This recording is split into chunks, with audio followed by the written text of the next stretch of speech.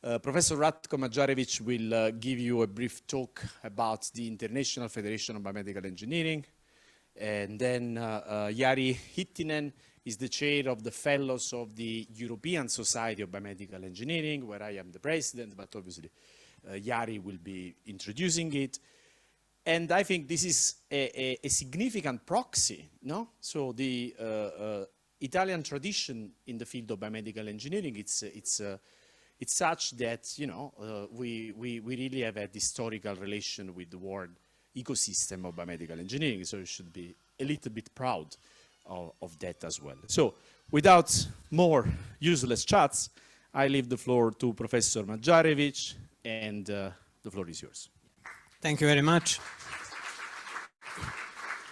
Thank you very much. Well, I'm so glad that I'm able to be here and to see so many young and enthusiastic people together, especially in the field of biomedical engineering. And I really am positively surprised to see so many of you here. So I will be speaking a little bit about the International Federation for Biomedical Engineering. And when we start with the slides, if we can do that, yes, thank you.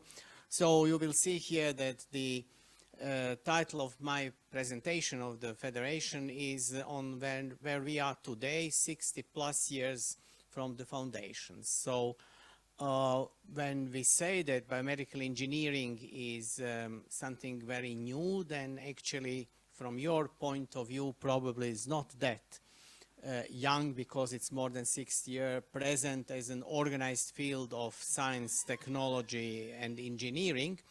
But when we look at the other, let's say, technical sciences like civil engineering or water engineering, then it's pretty actually young.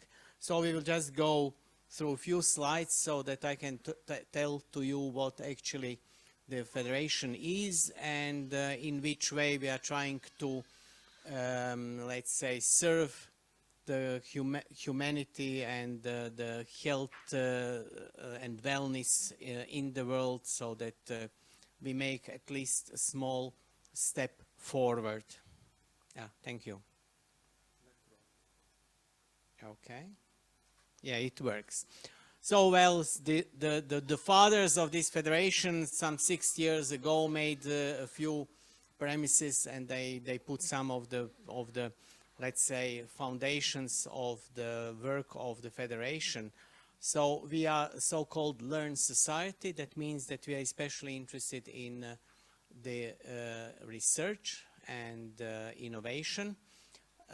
And that is actually our main goal. And of course, where do we have to start? We have to start with the young generations, because I need you, because in quite a short time I will go I will be retired, and you know, there was a list of in focus of the WHO, the chronic non-communicable diseases.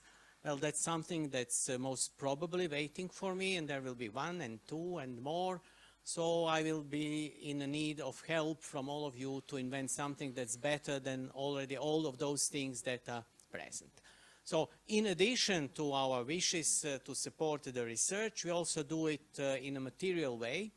One way is actually that we have a journal, Medical and Biological Engineering and Computing, which will celebrate next year 60 years of its existence. And we also support a lot of conferences worldwide. So there is a special slide on that, and that's why I will not be actually talking about that. So how is the Federation actually working? We are actually a federation of biomedical engineering societies. National, like the Italian one, like the Croatian one, like the Chinese one, and so on. And also the transnational ones, which are, let's say, IEEE EAMBES. So when we have a look at the map, that's probably the very similar map that Leandro showed. I think he mentioned 60, not Leandro, but Ernesto mentioned, I think he said 63. We are more than 63 now, because there is a few new members practically from Africa. So we are now about 76 worldwide. And how are we governed? We are governed by, let's say, some kind of a government consisting of 5 officers. That's in addition to myself, who is the president, the secretary general, that is Leandro, and another few gentlemen that we will see on the next slide. Then we have like some ministries. These are our administrative council members. They are coming also worldwide. And finally, we have the General Assembly, where each and every society is present with appropriate number of delegates. That means larger societies like China, who have over 4,000 members, they have 4 delegates. And let's say a small society that is coming from, let's say, Mongolia, where they have 17 delegates, the 17 members, they will get only 1 place. Sorry, now I went too far. This is approximately the structure. So the upper part here is, oh, I don't know whether we have. Okay, so the first 3 rows, they are really the persons who are currently in power, so to say. For the committees, divisions, and the working groups, we still have to make the appointments, and the people who are appointed to chair these particular bodies of the IFMBE have to confirm that they want to work, and then later on they have to choose the membership, and that takes some time, so we will actually end with this process by the end of the year. So I didn't mention the Professor Krishnan, who is coming from United States, Boston. He is the past president. He was serving before me. Professor K.P. Lin from Taiwan, he will be serving as a president in 3 years, from 2025 to 2028. And the new treasurer of the federation is coming from Sweden, Professor Olaf Lindahl. So I sincerely hope that all of you will be visiting in the near future also some of the international events that we are organizing, so that I will see you, and then you will meet also the other officers of the federation. So since today we are facing more and more technology in the health, and more, I would say more and more IT in the healthcare, we introduced some time ago the thematic conferences of the IFMBE. So in this slide you can see the banners of the 3 first ones that were organized practically in Europe and in Asia. So now we are switching to Chile. In Latin America, of course, that you know, sorry that I'm mentioning that. Anyway, we want also to get Chile involved. So our policy is that we want to have these conferences present now as thematic conferences regionally, at least every 2 years, because digital health is today that part which is developing the fastest, and therefore I think that we have to enable the contact between the experts from science, the experts from industry, and the experts from academia, meaning now students, early graduates, and young researchers, so that we can exchange on this platform the thoughts, and that we can add to each other's knowledge and skills. Otherwise, we also have,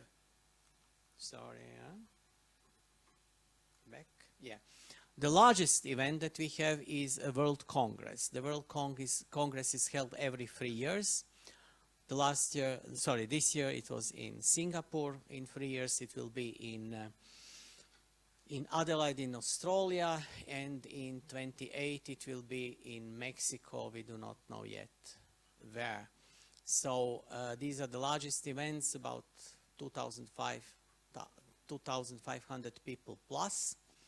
And also I hope to see you in these events. I know Australia is very far away from Europe, but I'm sure you have good mentors, and I will probably find some funds to you if you work hard and make some really good contribution that can be presented at that World Congress. In the meanwhile, we also have some regional congresses and conferences. I didn't put them to the slides because then it would be too much slides. So next year, if you want to visit us as the IFMBE, you can come in September to Sarajevo, Bosnia, where we will have the Mediterranean conference, and in June there will be a Nordic-Baltic conference in Latvia. So I will ask Professor Pekja and the organizers to send to your emails the information on the conferences, so we will be also thrilled if you can join us there. So from the WHO, which you already heard in the presentation of the lady from WHO, where we are authors and co-authors of several contributions to the publications of the WHO. We are also a member of the International Federation of Engineering Organization. That is an organization that is so spreading over all technical sciences. So you can say, well, what is there actually to be, and what is the common denominator of, let's say, civil engineering and biomedical engineering? So there is a small part of the profession where we overlap, and that is, let's say, hospital engineering, where you have to do design and to optimize, let's say, the elevators, the power system, oxygen, water, hot water, heating, and so on, in such a way that it serves the best way to the needs of the people who are hospitalized and also to the workers there. The other issue is, let's say, water, clean water, which then, from one point of view, more in terms of bringing water to the right place, is a part of civil engineering, and then biomedical engineers should make this water usable for drinking and also, let's say, for washing and so on. So, as I said, there are a lot of overlapping, and this is also the case with other sciences, but due to the restrictions in time, I cannot be speaking about that. Click. Yeah. Now, too many clicks. Again. So, you see, one of the things you can improve is this pointer. It's obviously not working. It's bouncing when you click the switch, so that shouldn't be happening actually. So one of the things that perhaps was mentioned on one or two slides is actually the Sustainable Development Goals of the WHO. One of those here is mentions good health and well-being, and well, when you look at the two main goals that were declared within this program of the World Health Organization and the United Nations, the years that were, so to say, the first one in this program were actually maternity and the safety of the kids and so on. So number 4 was actually to get rid of all the infections, and nobody even thought of COVID, and plunk, there was COVID. It became number 1, not number 1, but number 0. So everybody was doing everything just about that. And I think that the engineering contributions in this field also were large. They have not been seen so much as the people from public health and healthcare, probably also from genetical engineering, but there is a list of inventions and practical deeds from engineers. There is a booklet from from UNICEF that is reviewing the achievements of engineering in general in the last 10 years. So Professor Krishnan and myself, we wrote a chapter, and it was devoted practically mainly to the COVID and to the engineering, let's say, accomplishments to combating COVID. So there are always the questions for young people like you. What is actually the advantage? Why would I join IFMBE? By the way, how do you join?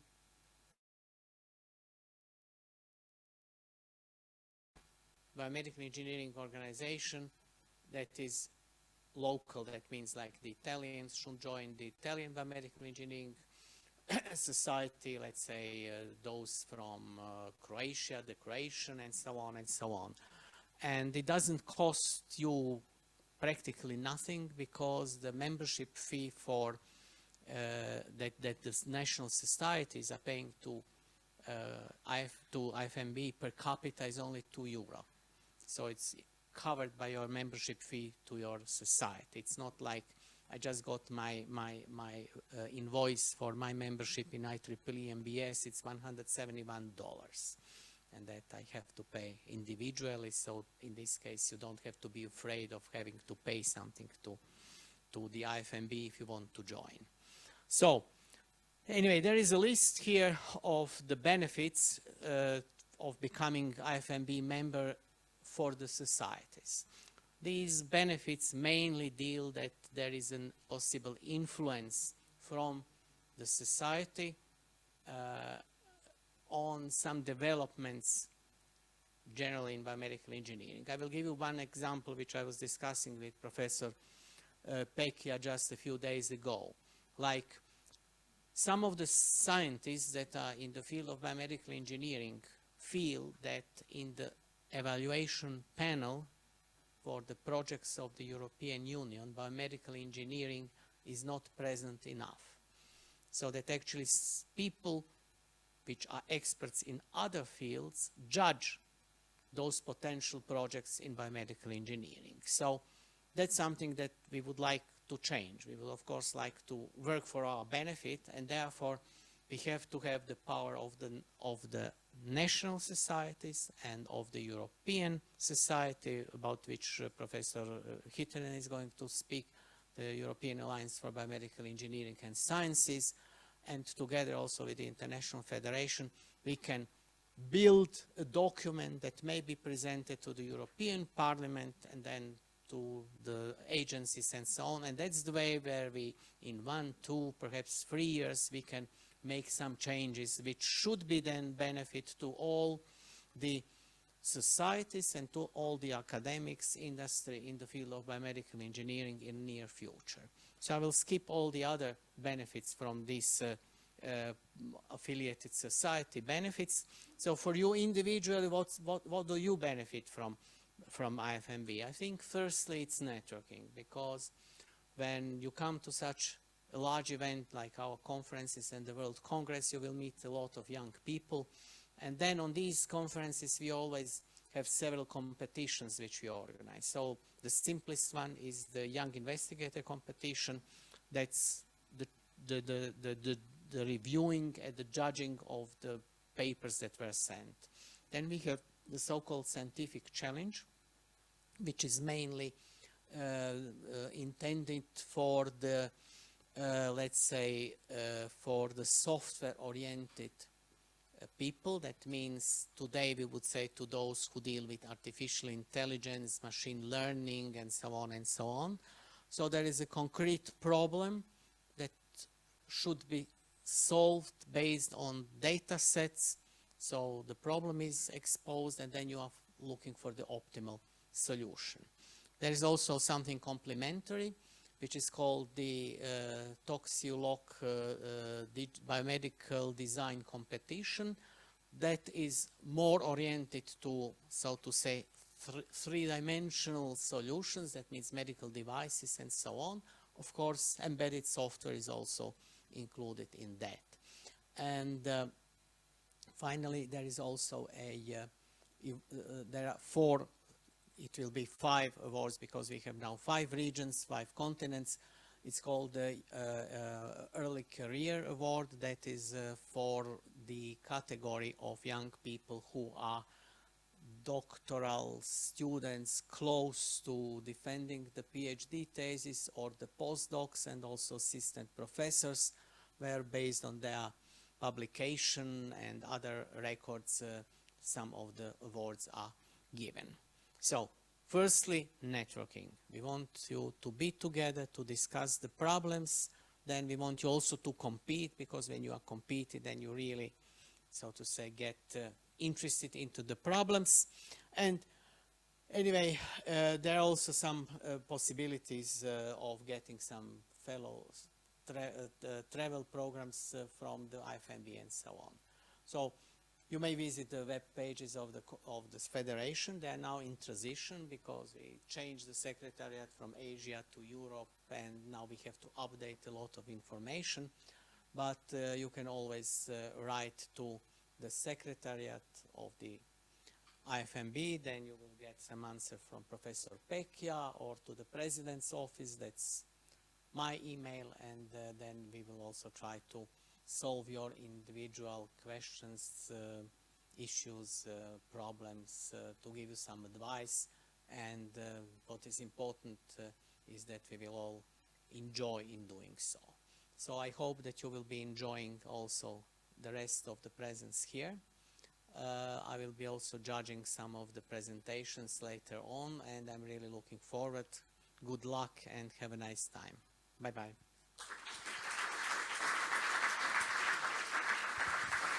Thank you, Ratko. And now, Professor Jari Hyttinen, Chair of the Fellows of EAMBES, the European Society of Biomedical Engineering. Thank you. Okay, thank you, Leandro. Maybe we could first slide there as well. There's nothing more in the slide, first slide, but the name. So Leandro asked me to give some insight what is EAMBES. So it's really European Alliance for Medical and Biological Engineering Sciences. But we heard already a presentation by my friend Ratko on IFMBE, and really talking about what is the benefit of the international society. But I would like to still ask that from you, that have you thought about it, why these societies really exist? You can look around, because this is one reason why this is here. You are here. This is organized by the Italian society. It's supported by the World Organization, supported by the European Society. And without this organization, it would be really hard to organize these, especially yearly. So there's a long tradition on this. And it's really made by the societies who build these traditions. And you could think about another story. Take Leandro here, very formidable person, but he goes to Brussels to knock the door of European Parliament and ask, I'm Leandro, I'm Warwick, now in Rome, professor, of course, yeah, nice to meet you. Maybe that's the only thing he gets. But if he said, I'm Leandro Pecchi, I'm the president of the EAMBES, and I'm representing the European biomedical engineering people. That's a different story. It's taken on a really different level. So really stories about how to build a giant where we can stand up on. So we are standing on top of the members of our societies. That is the reason why it's really nice to have these societies. And of course, Ratko is standing on quite large giant on world scale. So could we, there's a nice, will it work? There's the,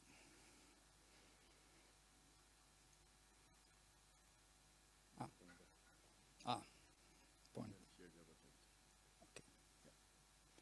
Okay, so this is just the kind of ideas of what we do, or the key priorities to address. And of course, what is there is the society building or societal building, community building for us, community building to enhance the kind of our voice in Europe, and then building the awareness of biomedical engineering, as Ratko said. For example, in Europe or in EU, for example, we are not, at least we think we are not properly kind of seen there. I would say like 2016, biomedical engineers were not listed as specialization in Europe. It's now. And I think that's, I would say mostly thanks to the work we have done in Europe, but also in global scale. And of course, we connect us together like here, connect globally, and build this networking experience. I think this has been really nice to see you guys, see all the other colleagues, and see you how kind of eagerly you do your work. It's really fun to have observed and looking forward to all your presentations. And of course, we engage Brussels, we engage WHO, ILO, and so on. And of course, let's see how. No. So what EAMBES is really a non-profit organization, and the same goal as IFMBE to improve the health, wealth, and well-being. So that is the passion that I think we all share through engineering. And we represent 27 European national societies like Italian society. But what we also have is the research and academic institution. So your university can join us as well. And that's a difference I think we have with IFMBE. Try to build this community in a little bit larger scale as well. And part of that is the fellows. Of course, these are the old seasoned scientists who have done quite a lot of work in the past, and we kind of give them this position or nomination as fellows. We have more than 110 at the moment, and if you really think how many papers they have written altogether or how much money they have got from EU, it's quite a lot. So if you organize something and you need a person to talk in your event, I think you can find a lot of really good persons here in our webpage. They're all listed there. And of course, like IFMB, we have in European society, we have persons to donate their time for it. This the executive board, and I think you see a lot of familiar faces, including Leandro and Giuseppe, and Leila was just talking to you. And we have the council. I'm still part of the council as well. Sorry, this is really not very usable. And you can see, we are really all around Europe, various parts of Europe. And of course, I think you should really remember that just like IFMB and our European society, many other societies, these need really, none of us really get paid. So we donate our working hours for the Biomedical Engineering Society. And this is really, now. So, as Ratko said, there's a lot of conferences we organize, and a lot of these are, the European ones are co-organized by FMB and the EAMBES. And of course, for young people, there's program, there's as Ratko said, all kind of activities as well. We try to build that. Again, I think you can see a lot of familiar faces on those pictures as well. And one kind of important, I would say our flagship initiative has been the European Parliament Interest Group. So it's a kind of interest group of the parliamentarists to talk on their interest. And one interest we have shared is biomedical engineering. And as you can see, some of the Italians might recognize this Italian parliamentarists who were hosting us, the European Parliament, and a lot of familiar faces. Leandro was, of course, very important on this event as well, organizing this European kind of support from the Italian parliamentarists. But it's not only one who are supporting or hosting us, there are other parliamentarists as well. And through this, we were able to actually generate a couple of parliamentary questions that changed actually also the list of the professions or the expert areas, including biomedical engineering. Second one was 2018, and unfortunately due to COVID, a lot of things were kind of on hold, and we were able to organize it 22. But we hope through Leandro to have it next year as well, to really go to Parliament and discuss on these questions. That is important for us. And this is just an example. One small thing, one small, not even a sentence, just 2 words, biomedical engineering in the list of professions, but it's a huge impact how the European Union sees us and how it's kind of seen in let's say, future as well, how much money we get and so on. Okay, that's my story. I hope you enjoy the rest of your stay here.